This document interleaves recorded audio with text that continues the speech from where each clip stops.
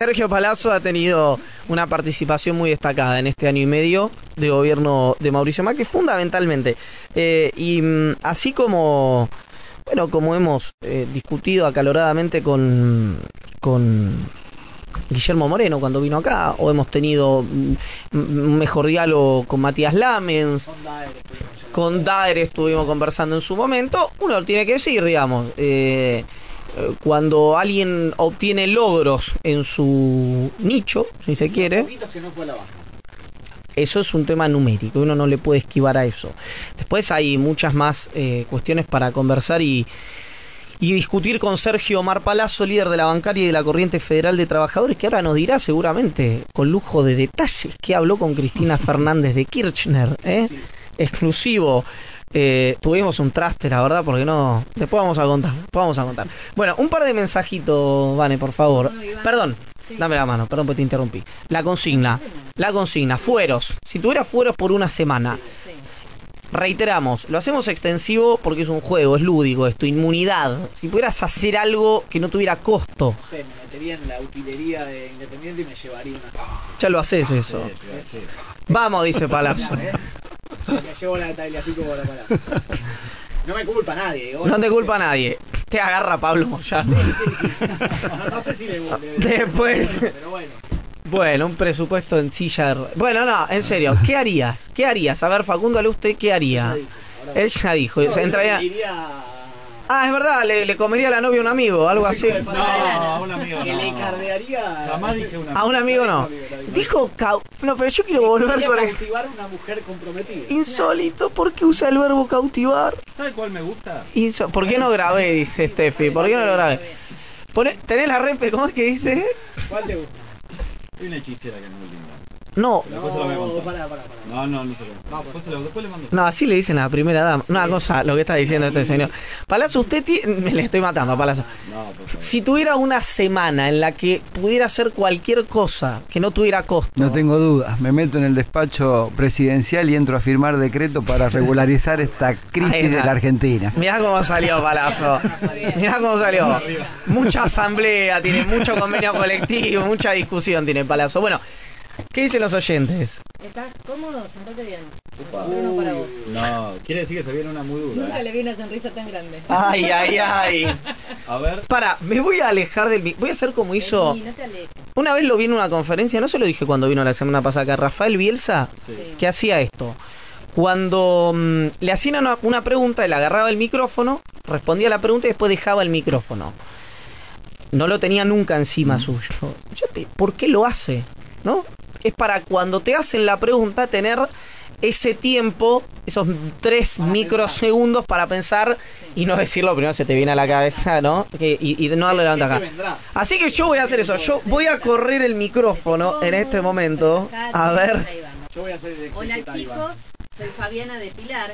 Yo Hola, pasaría una semana con Iván a solas en una cabaña. Oiga, Solo para hacerle muchos mimos. Y divino, me encantaría que me hable de política al oído. Besos a todos, los escucho todos los fines. Sobre sin gustos. programas. ¿Esto está pasando? Ahí Esto está está. pasando. Increíble. Las Está nenas. el teléfono. La nena de Chagro. Qué lindo. Bueno. ¿Qué decir? ¿Qué se Una responde? cabaña. Una cabaña con Iván haciéndole muchos mimos.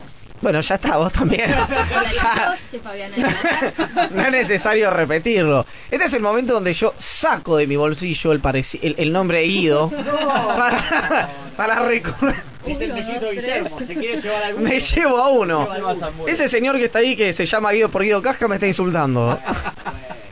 Están empatados. Steffi, yo creo que tengas a mano todos los sonidos de Guido Casca y los vayas poniendo arbitrariamente cuando vos... Eso. Porque le contamos a Palazzo, que ya está acá y con quien vamos a iniciar, preparados, listos ya la entrevista, que el señor que está aquí se llama Guido, porque había una serie que se llama Pelito. Ah, ¿Usted se acuerda, Palazzo, de Pelito? me la contaron. Bueno, que se llama Guido por Guido Casca, que era un protagonista. Ahora es un conductor muy destacado de Telefe, pero... Todo lo que haga Guido está, pero subsanado y todo porque es hincha independiente, así que lo banco a morir. Es terrible. Mirá cómo hizo Rancho aparte en un segundo. Sergio Omar, ¿por qué se llama Sergio Omar Palazzo? ¿Sabe o le estoy tirando un tomo? No, mi madre solía escuchar algunas novelas en aquella época y había un príncipe, creo, ruso que salía o algo así que era Sergio, Sergei, no sé cómo era, y de ahí vino Sergio. Y Omar, la verdad que no tengo ni la menor idea por qué me pusieron Omar. Bueno, a ver. Una novela. Sí, por una novela. Estaba diciendo, mucha sintonía, casi sospechosa. Bueno, Sergio, tenemos que arrancar naturalmente por lo que fue ayer la última noticia vinculado a Unidad Ciudadana que tuvo que ver con una reunión que tuvieron ustedes, la Corriente Federal de Trabajadores, con Cristina Fernández de Kirchner, que encabeza la lista de senadores. Y dijo, voy a leer textual los tweets de Cristina Kirchner. Si me permite, son varios, tuvo tuitera. Reunión con la Corriente Federal, convocaron a marcha por el trabajo y la justicia social el 7/8. Durante la reunión les dije que hay que rezar por el trabajo, por los que no lo tienen y por los que sufren. Pero también les pedí que no hagan la movilización. Los y las trabajadores y trabajadoras tienen más que sobradas razones para reclamar. En lugar de llamar a una movilización el 7/8, lo que debemos hacer es convocar a una gran votación el 13 de agosto. Ha habido masivas manifestaciones de trabajadores y trabajadoras en los últimos meses en rechazo a la política económica del gobierno de Cambiemos. Sin embargo, el gobierno no escucha las movilizaciones, solo las distorsiona y las desacredita, y no escucha el dolor de quienes pierden sus trabajos o no llegan a fin de mes, e ignoran a quienes no pueden pagar factura de servicios públicos o tienen que cerrar sus comercios o fábricas. Por eso les pedí que el esfuerzo de la movilización se convierta en fuerza para una gran votación. Que el 13 de agosto le diga al gobierno que así no se puede seguir, que su política económica ha fracasado, que tiene que parar y cambiar el rumbo porque así no se puede vivir. ¿Se hace o no se hace? Si bien la expresidenta planteó en esos términos una charla, nosotros habíamos ido puntualmente a agradecerle la inclusión de los dos compañeros de la Corriente Federal que están entre los 10 primeros lugares de la lista de diputados. ¿Qué son? Vanessa Siley en el 4º lugar y Walter Correo de Curtidores en el 10º lugar. Se desarrolló la charla, algo había hablado por teléfono con ella en estos días. Ella tenía no sus reparos, pero sí una visión respecto a la marcha del 7 porque se mezcla mucho con un tema de una festividad religiosa. Y a su vez es a 5 días, 6 días del proceso electoral, o 7 días del proceso electoral, y podía, por un lado, interpretarse una medida para favorecer a la oposición y por otro lado también podía tener cierto riesgo la marcha en función de todos los actos de represión que han estado habiendo con las marchas, las infiltraciones que a veces se producen. Su pedido fue puntualmente eso, que viéramos la posibilidad de hacer la marcha, de no hacer la marcha ese día. Independientemente del pedido de la expresidenta, nosotros seguimos sosteniendo que si la CGT convoca a una marcha antes del proceso electoral, nosotros vamos a concurrir a la marcha. Si es específicamente esta marcha, lo vamos a analizar el día lunes junto con los compañeros de la Corriente Federal, atenderemos las razones y si hay que hacerla una semana antes o una semana después, se hará para evitar precisamente ese tema electoral o que se lo ponga en situación electoral. De todo modo, perdón, Sergio, hay algo que le asiste la razón a Cristina Kirchner en que cada vez que hay una movilización en contra de las políticas del gobierno de Mauricio Macri, somos todos kirchneristas. El gobierno, claro, logra instalar que todos los que están ahí, quiso hacerlo hasta con los docentes, que en su enorme mayoría, por lo menos en la provincia de Buenos Aires, votaron a María Eugenia Vidal, que son todos kirchneristas, que lo hacen para erosionar al gobierno institucionalmente y que lo único que quieren es que el gobierno fracase en su política económica. Además, comunicacionalmente la ganan, da la sensación, sí. No sé cómo la ven ustedes, aunque esa dificultad de la gente de llegar a fin de mes exista.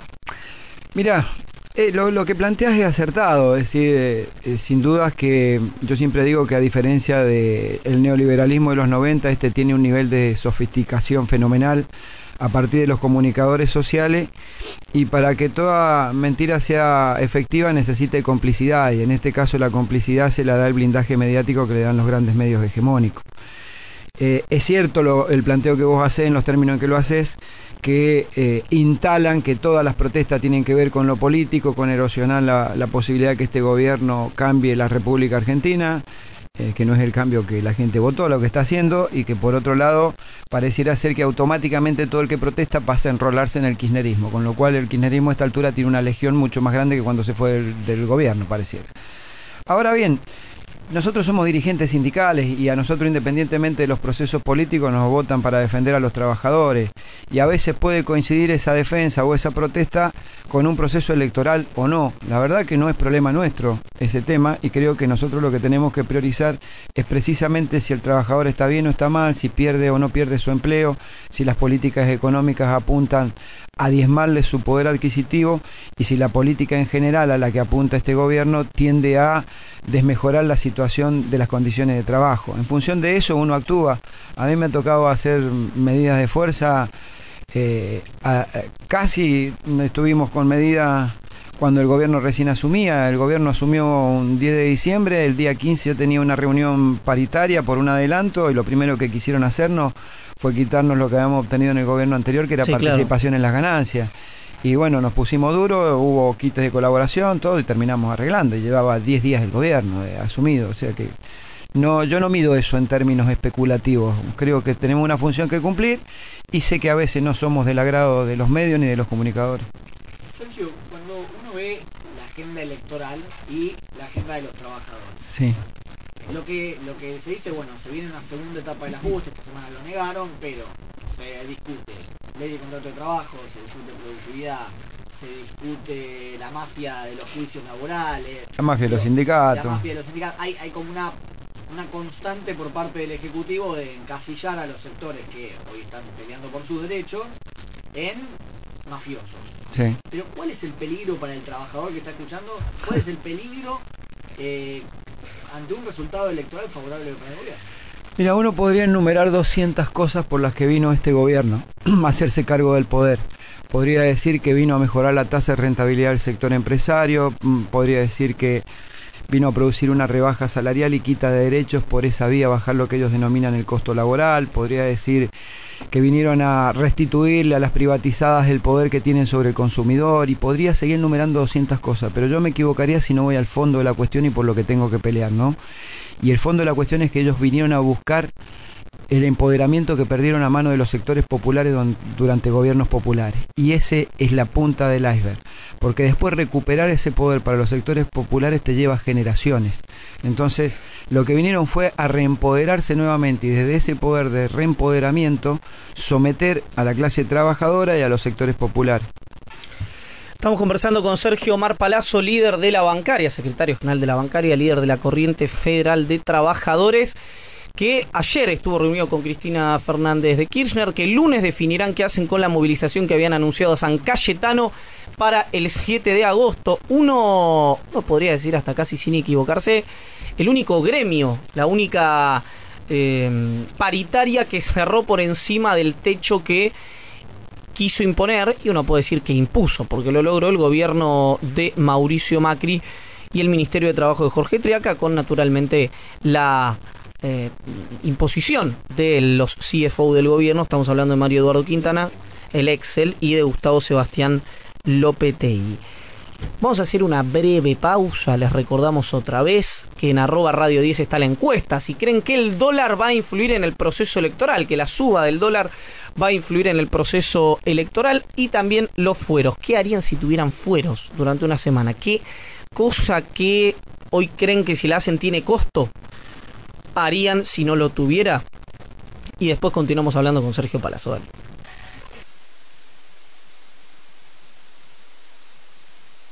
Por Twitter, por Facebook y por Instagram en @Radio10. Sergio, quiero consultarte por la noticia que hubo esta semana respecto al gremio de canillitas. Ya es el cuarto gremio intervenido durante la era Macri. Y en ese contexto, primero que me hables de la situación particular, si es que querés, y después, Sí. ¿hay margen para que la CGT en este contexto no haga algo así fuerte? Mira, lo primero, he estado en contacto con Omar todos estos días porque es un compañero, un amigo. Con Plaini. Con Plaini, sí. En materia de electoral y de funcionamiento de las asociaciones sindicales, quien tiene la potestad de resolver es la justicia laboral. Omar concurrió a la justicia laboral, obtuvo un fallo favorable, la Corte ratificó ese fallo, y después usaron una vía llamativamente federal, porque creo que el juez es de Comodoro Pi, no sé qué hace metido en esta historia, pero bueno, usan esa vía para, a través de un supuesto delito de falsificación de firmas, producir una intervención del sindicato. Lo primero que hay que decir es que suponiendo que tienen que llamarlo a una indagatoria, procesarlo a los dirigentes, tiene su remedio el estatuto del sindicato. Es decir, hay otras autoridades. ¿Cuál es el objeto de intervenir el sindicato? Llamar a su secretario general, que dé las explicaciones. Es más, querés, hasta siendo impropio lo que voy a decir, querés separarlo del cargo, pero sigue el resto de los compañeros. Acá hubo un ataque directo a la organización sindical que tiene por objeto disciplinar, por un lado, al movimiento obrero y por otro lado tiene el aspecto represivo, porque Omar tiene una política muy clara en favor de la ex presidenta Cristina Fernández de Kirchner y la hizo pública. Entonces no tengo ninguna duda que es una persecución política a un sindicato y que lo están usando de ariete para que las organizaciones sindicales tengan algún tipo de temor. De todos modos, creo que ya siendo el cuarto sindicato y acompañado con la situación nacional, tenemos que tener una actitud un poco más dura desde las organizaciones sindicales, que no se agote simplemente en la solidaridad que pueda tener Omar, ¿no? Con Plaini, digo. Porque es lógica la lectura, o te lo consulto, de que ahora van por ellos, pero pueden ir por todos. Porque hoy hay gremios que son más dialoguistas, digamos. No tengas duda que van a ir por todo. El gobierno, cuando habla de diálogo, miente descaradamente, con un cinismo fenomenal, porque el diálogo con los sindicatos, con otros actores sociales, lo tiene en la medida en que el diálogo le es funcional a sus intereses. Cuando no le es funcional a sus intereses, pasás a ser un elemento desestabilizante de la gobernabilidad, pasás a ser el peor de los enemigos. En este caso es muy clara la estrategia del gobierno, que ha utilizado al movimiento obrero como el enemigo perfecto para este proceso electoral, ante la falta de resultados de su gobierno, y que no puede mostrar absolutamente nada. Una inflación alta, caída del empleo, caída de la actividad económica, caída del poder adquisitivo del salario. Entonces busca un enemigo. Ese enemigo ha sido durante todo este tiempo Cristina Fernández de Kirchner. Hoy le suman al movimiento obrero. Y en eso, Palazzo, cuando uno ve, recuerda el atril, el poner la fecha, cierto desamparo, porque yo estuve ese día y cuando me preguntaban qué me parecía, digo, bueno, esto es consecuencia de cierto desamparo de esas personas que se subieron al atril, que se subieron al escenario. Digo, ¿cómo se encausa y se reordena el sindicalismo frente a un gobierno que, como estamos diciendo, todo parece que va a ir contra las centrales obreras? Yo creo que el Consejo Directivo de la CGT tiene que abrir un poco más su espectro de decisión, de consulta y de debate, porque si no terminamos en que el debate se produce solamente en el Consejo Directivo, y ahí quienes más peso tienen son los que imponen muchas veces las posiciones. Yo creo que le resultaría muy bueno al movimiento obrero hacer un confederal donde podemos participar todos los secretarios generales, independientemente que estemos en la conducción de la CGT o no. Y desde ese lugar yo sé que hay muchísimos compañeros de diversas organizaciones que no están en el Consejo Directivo, que mayoritariamente van a plantear la necesidad de una medida de fuerza nacional o la continuidad del plan de acción, que no sabemos por qué se suspendió después de una maravillosa movilización en marzo, como explicaba vos, o después de un paro contundente en abril. Hay falta, reformulo, a la CGT. Sí. ¿Le faltan huevos, como dijo Pablo Moyano en este programa hace algunos meses atrás, que le costó casi la expulsión o que lo corran de la mesa de decisiones de la Confederación General del Trabajo? Pero justo el top me da el argumento para que la respuesta de Sergio Palazzo quede para después de las noticias en Radio 10. Ya nos va a responder Sergio Omar Palazzo, líder de la bancaria y de la Corriente Federal de Trabajadores. Sí, como dijo Pablo Moyano en su momento, a la CGT le faltan huevos. Pero antes mensajes con Vanessa Biasol. Buen día. Si pudiera, respecto a la consigna, me gustaría por una semana acceder al mismo nivel económico que tenía con el gobierno anterior. Gracias por estar siempre. Marcia de Torkins. Que tengan muy buen programa, compañeros. Saludos para todas. Daniel, todas y todos. Daniel de Villa Crespo. Estoy en mi segunda semana de permitido, dicen. La culpa siempre está ahí, agazapada, fue una decisión mutua, la cosa estaba muy tensa ya. A pesar de eso, bueno, todos se hacen los maduros y superados, pero todo tiene consecuencias. ¿Qué? Bueno, está contándonos algo. Pero para ver, Guido, ¿me puedes traducir? Hay una persona que nos mandó un mensaje, sí. ¿Quién es? Pero Está en su segunda semana, de permitido, es decir, ya viene ejerciendo. Será una dieta. Y se viene permitiendo. ¿Tuvo alguna semana de permitido, Palazzo? Lo tiene muy, No, yo no le estaba lo tiene preguntando. muy conversado, parece. Parece que Muy sí. maduro. Sí, Felices los cuatro, como dice Maluma. exacto. Eh, Así dice. Quiero un poquito de orden, de tradición, de familia y de propiedad en esta mesa. Bueno. Ah, bueno, dice Palazzo. Ricardo Varela. ¿Hace cuánto? ¿Usted está casado? Sí. ¿Hace cuánto tiempo? 14, 15 Sí, años. pifiano, volvió a tu casa. Más vale que... No, pero yo soy reincidente, 14, 15 años. No lo meta aquí. No le puedo preguntar si Sergio Palazzo tuvo alguna semana de permitido, ¿no? Eso no se pregunta. No, ya no sé, pero... No, le estoy preguntando, capaz lo quiere contar. O sea, vos lo que decís es que la oyente lo que dice es que está acordado, no nos está diciendo... De hecho dijo, venía la cosa muy tensa, supongo, con su Por eso pareja. felices los cuatro. Con lo cual, claro. Mira la cara de superado que pone yo esto, chico. Yo sigo pensando que una dieta. ¿Hay alguno más? El postre. Muy bien. Ah, bueno. No, este programa se va al demonio. Es una dieta, te permitís el postre. Está bien. ¿Fruta es postre o no es postre, Vanessa? ¿Palazzo fruta es postre? Sí. Sí. Facundo Ale. Por supuesto. Según qué fruta. A ver. Según qué fruta. Bueno, ya está. Se continúa, por favor, con los mensajes. Muy buen día. Estoy un poquito mareado. Excelente, Palazzo. Dice por acá. Buenos días, amigos. Dice, por una semana transmitiría en cadena nacional las mentiras descubiertas del periodismo hegemónico 45354000, el contestador automático por WhatsApp. Nos puedes escribir al 11 50 05 0710 en Twitter, Facebook e Instagram como @radio10.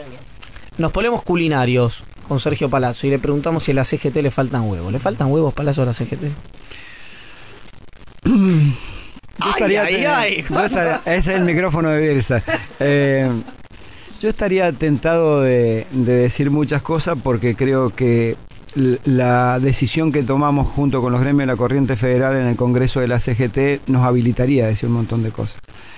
Pero no quiero caer precisamente en ser funcional a los que quieren destruir el movimiento obrero, que para mí sigue siendo la única arma efectiva hoy ante la diáspora política que hay en este proceso electoral para confrontar con este modelo. Sí voy a decir que le ha faltado vocación y voluntad política de confrontar a la CGT con este gobierno.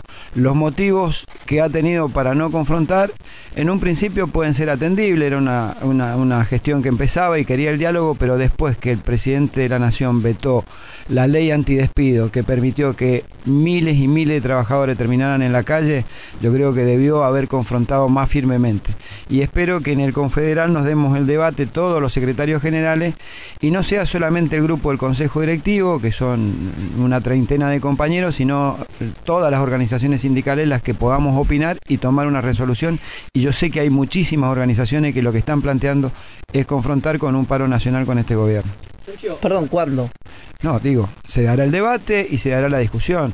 Yo no tengo ningún problema en que el paro sea antes o después. Para mí, los tiempos electorales no corren acá. Si el paro tiene que ser antes de las elecciones, si le gusta al gobierno bien y a los comunicadores sociales, perfecto, es un problema de ellos, no Digamos, nuestro. vos contra lo que el gobierno, contra lo que la propia Cristina Kirchner y los medios de comunicación consideran incorrecto, harían una medida de fuerza. Para vos no gravita ni esas dos opiniones ni lo que digan los medios. No, porque hoy vos tenés una situación, a ver, una cosa es la inmediatez de la PASO ahora, otra cosa es vos la elección donde definís la tenés en octubre. Claro, falta bastante. Vos en ese interregno tenés un tiempo como para activar gremialmente una medida de fuerza en función de lo que está pasando. No es una medida de fuerza a tontas, a ciegas porque haya un proceso electoral. Acá la semana pasada parecía una orgía de despidos la Argentina. Ves que la apertura de importaciones está provocando estragos, ves 6.000, 7.000 pymes cerradas, ves que las tarifas se hacen inaccesibles a un laburante. Quitan las pensiones, una cosa absolutamente irracional, indignante a personas que tienen, a compatriotas nuestras que tienen serios problemas de salud. Entonces, ¿qué es lo que vas a esperar para que tome una medida de fuerza? Sergio, sé que cuesta opinar sobre los dirigentes sindicales, pero te pregunto por la política. Sí. Porque hablamos de los huevos de los dirigentes sindicales, pero ¿la política estuvo a la altura en estos 18 meses? Los dirigentes políticos, sobre todo. El Congreso, que tanto se ha hablado de... Sí, buena pregunta. Mira, por un lado creo que no. Creo que... a veces en esa discusión filosófica de Weber respecto a la ética de la responsabilidad o la ética de las convicciones, muchos decidieron hacerse cargo de la ética de la responsabilidad, decir vamos a acompañar al gobierno con nuestro voto porque tenemos que gobernar en la provincia, en el municipio, y la verdad que hay que decirle, flaco, te va a quedar sin provincia, sin municipios si seguís votando estas leyes. Entonces no estuvieron a la altura de las circunstancias porque se escudaron en esa ética de la responsabilidad, olvidándose o dejando de lado la ética de las convicciones. Pero por otro lado, en el proceso actual electoral, a mí no me preocuparía que haya 3 espacios de oposición si verdaderamente termina la elección y son opositores, porque si hay 2/3 de la sociedad argentina que va a votar en contra de este modelo político, económico y social, que se siente en el Congreso y no que terminen disfrazados de opositores por un proceso electoral y después le terminen votando las leyes en el Congreso. Soy muy crítico de aquellos que se dicen opositores y le han facilitado a este gobierno endeudarse de la forma descomunal que condiciona generaciones de argentinos en endeudamiento, que le han votado los fondos buitres, que le han votado esa mentira que fue la reparación histórica de los jubilados, donde a un juez en Estados Unidos no le dicen que tiene que hacer una quita, pero al pobre jubilado que tiene una sentencia favorable le dicen que acepte una quita para que le paguen. Entonces soy muy crítico de eso. Yo creo que no ha estado a la altura de las circunstancias y espero que los candidatos que se dicen opositores actúen como tales el día después de la elección. Y el armado de las listas, la forma en que se decidió, qué paso, qué no paso, ¿tiene que ver con esto? ¿Con la poca confianza que se tenía en ciertos dirigentes? Que a priori uno parecía, bueno, una gran interna de lo que era el FPV, no terminó sucediendo, y uno de los argumentos era, bueno, pero ¿cómo se puede confiar en dirigentes que después terminen votando del lado del gobierno? Yo no creo mucho en las PASO. Yo creo en las elecciones internas de los partidos políticos como era tradicionalmente, porque la PASO habilita en cierta medida que el que tiene plata pueda hacer campaña y el que no la tiene no lo puede hacer. Primer concepto. El segundo concepto es, la PASO sirve para que otra gente se entrometa en tu partido político y defina tus candidatos. Yo te doy un ejemplo. Fíjate lo que pasa cuando fue la elección Michetti, Carrió, creo que Filmus en la ciudad. Todo el mundo apuntó a levantar a Carrió y después terminó casi cual profecía autocumplida. Crece Carrió, crece Michetti y el Frente para la Victoria terminó perdiendo la senaduría por... ¿Qué pasa si pasa lo mismo ahora? Si vos dabas una PASO dentro del Frente para la Victoria o dentro del espacio del PJ, lo que fueran. ¿Qué pasa? Te levantan un candidato, después te quitan los votos. ¿Cuál es la sensación térmica? 2 candidatos suben, un candidato cae. Profecía autocumplida, saliste tercero. Sergio, sabes que hay mucha gente que cuando quería criticar a la CGT decía, finalmente el sindicalista más combativo es radical. Entonces, quiero consultarte por esta situación. Yo sé que sos muy crítico de la alianza de gobierno, pero ¿cómo ves el radicalismo hoy en la Argentina?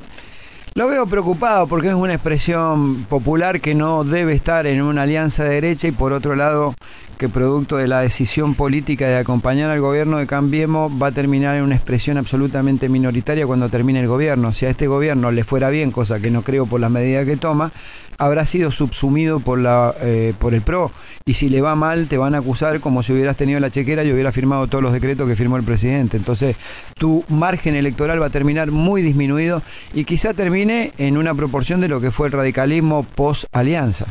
Yo estoy muy intrigado de si José Cano, el encargado del Plan Belgrano, que dicen que hay muchas irregularidades en ese y que está imputado por Guillermo Marijuán, va a renunciar a los fueros, ya que el presidente y su jefe de bloque, porque va a ser candidato si yo no estoy equivocado, José Cano, si va a renunciar a los fueros. Es una pregunta que me parece interesante. Es más, me parece tan interesante, Weisman, que me gustaría que lo llames a José Cano para sacarme la duda. Después de las 2, ¿está bien? Temporada alta de renunciar a los fueros, cosa que no se puede. No, ni hablar, pero al margen de eso, digo, si mañana avanza una investigación, quienes renuncian a la forma de decir, ¿está bien? ¿Voy detenido? Me presento. Pues ayer yo le preguntaba, fui a Comodoro Pi ayer porque tenía esta duda. También tenía la duda si es verdad que el gobierno quiere boletear las PASO de este año, como dijo Jorge Asís en Twitter. Ayer me dice, mira, a menos que venga la persona y me diga quiero ir preso, y venga así esposado acá Comodoro Pi, yo no puedo detener, porque los fueros no lo decide el diputado. Bueno, pues me dice, no pueden renunciar a algo que no es suyo. Es de la Constitución, es de... Viene con el cargo. Claro, viene con el cargo. No es que vos elegís o no. ¿No? No es como las dietas, digamos. Creo que vos podés, no estoy seguro si podés renunciar. Perdón, los viáticos. Igual tenés como esto, en la biblioteca hay una parte que dice, bueno, sí puede, porque quien puede lo más puede, bueno, sí. Está esa discusión. Pero hoy es más simbólica y electoral sí, claro. para producir títulos que se puede hacer efectivo eso, ¿no? Vamos a ir a una tanda, a la vuelta seguimos conversando con Sergio Omar Palazzo, secretario general de la bancaria y líder de la Corriente Federal de Trabajadores. Pará, porque está renunciando Weisman. Está renunciando Weisman y está yendo a no sé cuál es, bueno, no importa, no voy a decir, porque siempre que nombro un banco después me lío un reto. Sí, o no sé si es un bochi o si estás... Cada vez que nombras un banco alguien te llama, así que no nombremos ningún banco. Pero, Sergio, escuché así en el revoleo que estabas hablando acá con los chicos, que ¿cuánto es el sueldo promedio de un bancario? Tomando todo lo que gana dividido 2, incluido aguinaldo, te da 52.000 pesos promedio. Quiero ya. O quiero un palazo de secretario general. Miren. Bueno, Pará, ahora lo voy a boletear yo a Palazzo en vivo. El sector viene hace mucho tiempo. ¿Cuánto hace que sos, Sergio, secretario general de la bancaria? 4 años como secretario general y 4 ejercí como secretario general ante la detención de Zanola, que no era secretario general. Bueno, por Dios, me voy a poner de pie si vamos a hablar de... No, mentira, nada, es un chiste, estoy haciendo un chiste. Pero digo, también cobraban bien antes, seguramente. Sí, y además es un sector que, fuerte. si se paraliza, digamos que... Cagaste la fruta. No, y afecta a toda la pirámide. Claro. La prensa no sería tan... La prensa no importa a nadie. Un saludo. Igual tiene que ver con un par de cosas del crecimiento salarial, más allá de las discusiones que nosotros dimos en el gobierno anterior, que eran todas a la suba por encima de la inflación, que tiene que ver que en el 2014 o 2015, 2014 creo que fue. ¿La devaluación, 2014? No, devaluación no. Nosotros logramos un acuerdo de participación en las ganancias, que se acordó eso, el ministro era Kicillof y fue bastante inteligente la discusión que planteó. Y eso engrosa obviamente el rubro. Eso claro. Son dentro de una remuneración mensual varía entre 1.200 a 6.000 pesos, y si lo tomás anualizado creo que son entre 12.000 y casi 40.000 pesos al año también que se cobra por eso. Bueno, está bien. Un sector pujante financiero, ¿no? A los bancos siempre les ha ido bien, aún le puede ir mal a la sociedad y a los bancos les sigue yendo bien, y han ido mutando su negocio. De lo que era el negocio tradicional de tomar y prestar dinero, pasaron a cobrar comisiones altas, de ahí pasaron a las posiciones en dólares y hoy pasan a las posiciones de BAC. ¿Vos negociás directamente con los presidentes de los bancos? ¿Con quién negociás? En el caso de la Cámara de EVA, con el presidente de la Cámara y los banqueros, son presidente de banco. ¿Hoy quién es el presidente de ADEVA? Jorge Britos, hijo. Jorge Pablo. Claro, que dirigente de River, exactamente. Yo sé de paso. Sí, generalmente la voz cantante de esa cámara la tiene Jorge Brito. Es uno de los bancos más importantes, el que más incidencia, uno de los que más incidencia tiene. Y por la banca pública, generalmente la referencia es el Banco Nación, quien está en el presidente del Banco Nación. ¿Vos tuviste buena relación con Carlos Melconian? Sí, tuve buena relación porque más allá de las profundas diferencias que tenemos en lo que piensa uno y otro, claro, en materia de lo que fue su manejo en la paritaria y en el banco también, fue una persona que ayudó a destrabar conflictos y bueno, se cargó precisamente en uno de los conflictos un problema serio con el gobierno. Nosotros obtuvimos una paritaria por encima del tope que estaba previamente negociada con él. No creo que haya sido la razón fundamental por la que lo despiden del gobierno, pero sí que tuvo incidencia, lo han hecho público ellos inclusive. Uh-huh. Sí, recuerdo que la ida de Carlos Melconian en medio de un llanto, sí, y en el que se funde, o por lo menos la despedida es un abrazo que se da contigo, que fue para muchos, viste que hay una cosa que es, vos tenés, no sé, Massa, la tiene Stolbizer para que lo deskirchnerice, digamos, ¿no? Esas estrategias que se dan. Bueno, cuando vos ves que Melconian se abraza con Palazzo, decís, no pensás que Palazzo se hizo melconianista, tampoco que Melconian se hizo palacista, pero pensás que hubo, como que genera un interés. ¿Qué es lo que está ¿Y qué fue? Digo, al margen del número, porque vos... Mira, fue un presidente atípico. Yo me he tocado discutir con distintos presidentes de banco y de distintos gobiernos. Melconian había un problema y no tenía problema en ir al sindicato a hablar conmigo. Sí, se cruzaba desde el Banco Nación, había un problema, decía, bueno, aparecía por el sindicato y decía, bueno, ¿cómo es el problema? ¿Cómo se puede